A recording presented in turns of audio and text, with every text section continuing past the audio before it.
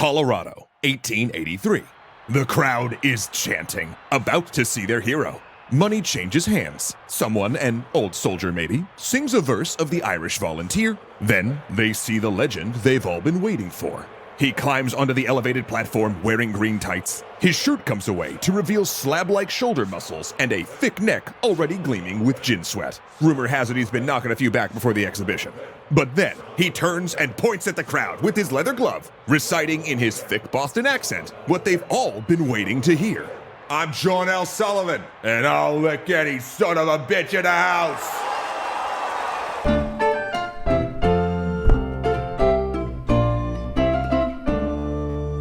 Thanks so much to World Anvil for helping us forge today's historical tale.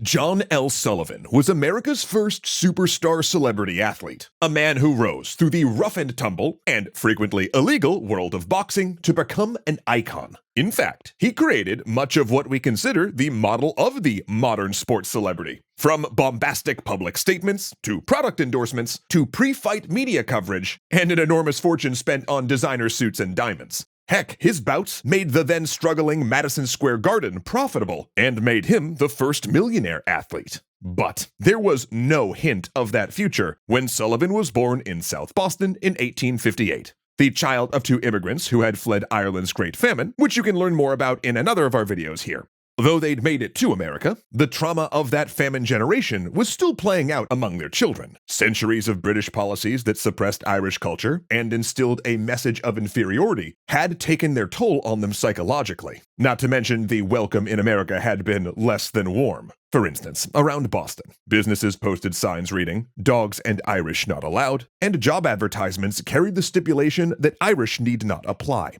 The same year Sullivan was born, a political party remembered as the Know-Nothings surged to national prominence with an anti-immigrant message claiming that Catholics were secret enemies bent on destroying America. Most Irish Americans worked low-wage manual labor jobs as longshoremen, miners, factory workers, or bricklayers. They laid rail lines and cleaned houses. And that seemed like Sullivan's future as well. At least at first. He worked a string of low-paying jobs that all ended when he got into fistfights at work. Wait, did you all see? Yeah, never mind. Now, he wasn't a dumb man. He did well enough at school that his parents actually hoped that he'd join the priesthood, but he started playing minor league baseball instead. Yet, his career took an unexpected turn when he attended a boxing exhibition in 1879, and the lead fighter asked to fight a volunteer from the audience.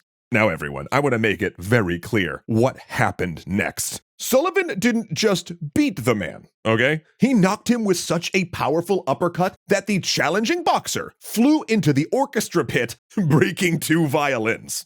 Within days, he decided to try going professional. He started going to matches and observing styles. Actually, at one point, he even consulted a doctor about the fastest way to render a man unconscious, and from that meeting, developed his signature knockout hook, targeting the jaw right where it met the neck. And within 2 years, and 13 spectacular fights, Sullivan shot to the top of the boxing world. Granted, not an easy or even safe thing to do, since boxing, despite being massively popular and covered in newspapers, existed in a legal gray area. Bouts were often billed as exhibitions meant to teach the science of self-defense. Air quotes all over that last sentence. Police were on hand to monitor the proceedings and stop fights if things got too rough. Meaning the real bouts, the bouts involving prize money and gambling, were more of an underground affair. Whisper networks would leak that a fight was happening on a building rooftop, or the participants would hire a special train to an undisclosed location. Actually, one of Sullivan's most famous early fights was conducted at night on a barge in the middle of the Hudson River.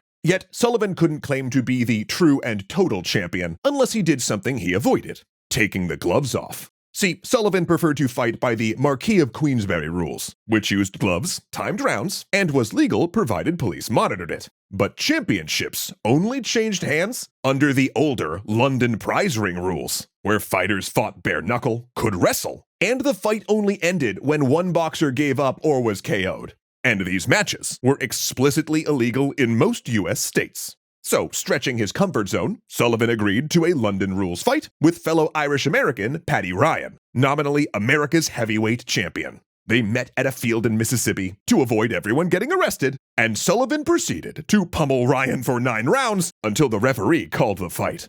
And once news hit the papers, America exploded into Sullivan mania. In the next few years, he took his act on the road, traveling America on a whistle-stop tour with several defeated opponents holding exhibitions. And at every location, Sullivan challenged anyone in the audience to come up and fight him. If they lasted through 4 3-minute rounds with the champ, they'd get a $250 prize. Though, to be clear, no one ever claimed it. Rather, they went down hard on mats, and into the front row of audiences, and inevitably into a few orchestra pits. And the crowds loved it. Everywhere he went, Sullivan was thronged with admirers and press, especially from the Irish-American underclass, because he exhibited something that had been in short supply among Irish Americans in that period: public pride. He had become an icon, a symbol of hope that they too might find success in this new land. He wore the green, won the world heavyweight title, feuded with English boxers, and on a tour stop in Victoria, Canada, even refused to toast to the city's namesake. "Irish lads are not in the habit of toasting British queens," he said after storming out. It was a direct reaction to Victoria's inaction during the famine. Though in a later trip to England, he would be friendly with the royals and hold a private exhibition for Prince Edward. But it was here, at the height of his fame, when the cracks began to show. First, there was the drinking. It started to get bad on his knockout tour, but then escalated after he opened his own branded sports bar, with everyone coming in wanting to toast with the champ. The alcohol started to impact his famous physique, softening his muscles and putting weight on him, and he showed up visibly drunk to a world championship match at Madison Square Garden, though he claimed to be sick. Worse, when he drank, he got mean. Stories leaked out of Sullivan hitting bellhops, waiters, passengers on steamships, and his wife Anne left him and unsuccessfully sued for divorce, citing domestic abuse. Officially, they never saw each other again, but on paper, it was another stranger matter. For when Sullivan toured the UK, he took along his mistress, but presented her as Anne to hotels, journalists, and even the British royal family. And the hits kept coming. When his young son died, Sullivan, despite his wealth, refused to send money for a headstone. Then, when he got a telegram saying his mother was gravely ill, he boozed it up in Chicago for days before coming to her bedside. Both of these actions being particularly offensive to Irish cultural values, which emphasized supporting family and the importance of a proper burial. Now, if you are wondering why we didn't bring up all of this awfulness sooner, it's because we wanted to use this turn to help illustrate a point. Because now, maybe you can feel a sliver of how people felt after investing in him as a symbol of Boston, Irish, and American pride. Sadly, turns out the milkshake duck was alive and well long before the internet.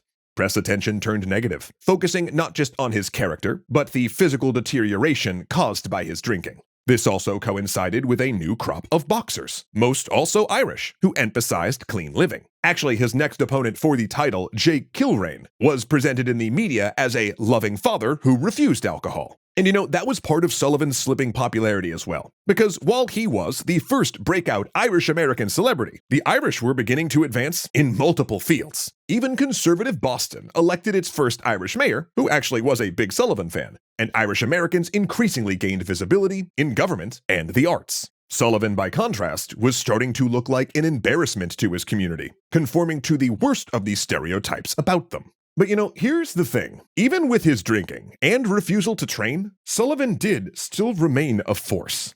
Not only did he beat Kilrain in 1889, but he ultimately defended his international title belt until 1892, when he was finally KO'd by the much younger James J. Corbett.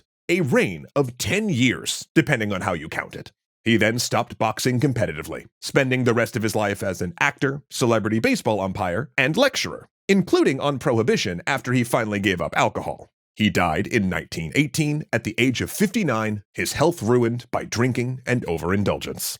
John L. Sullivan is still looked at as an icon of sports history. But in some ways, it's also instructive to look at how he is viewed under the lens of how we turn celebrities into symbols, right? That someone who has great significance to a community one moment can fade or fall from grace the next, and that yesterday's heroes might be today's embarrassments when society moves on, finding newer people to make into newer symbols. Because at the end of the day, Sullivan was human, for all the benefits and flaws that brings. And human beings, at least to my knowledge, can't lick every son of a bitch in the house forever. But great stories, on the other hand, now those can transcend our mortal fallacies and truly be remembered for all time, like the stories that you can craft with World Anvil. So World Anvil is the ultimate software solution for tabletop gamers, novelists, narrative designers, and really just anyone who loves world building. Because with World Anvil, you get a world building suite, an RPG campaign manager, and novel writing and publishing software all in one. AKA just all of the tools you need to focus on the fun parts of world building. For instance, as a game master myself, I love using their digital GM screen, interactive maps, and tools for when I'm playing my Curse of Strahd D&D campaign, but they also support Pathfinder and 45 plus more RPG systems as well. And World Anvil helps me keep all of my lore and stats just one click away in wiki-like articles. For, when my PCs inevitably ask me about that one NPC who sold them a sandwich one time and like what their whole deal is, I got it right there. And to be fair, it was a changeling and it was a good story. Or what if you're writing a novel? Well, in that case, World Anvil's features like family trees, mind mapping, and plot templates, which are all based on proven storytelling methods, are just invaluable. Not to mention, with publishing and monetization tools built in, it truly is a one-stop shop. Heck, even Writer's Digest lists them as one of the best websites for writers. So if you want to be able to create, store, and organize all of your awesome ideas and have a great time doing it, you can try World Anvil absolutely free right now. But for a limited time, you can also receive 51% off any premium membership when you use our code EXTRACREDITS. Seriously, we just love these folks, and I know you will too. So click here to start crafting your own worlds, and once you're done, check out another of our worlds here. Say, did you hear the one about Kuya Koi, Joseph Blame, Izzy Coin, Ilkner, Dominic Valenciana, Arclight Games, Angelo Valenciana, and Ahmed Ziad Turk being legendary patrons? Yeah, turns out they're the best.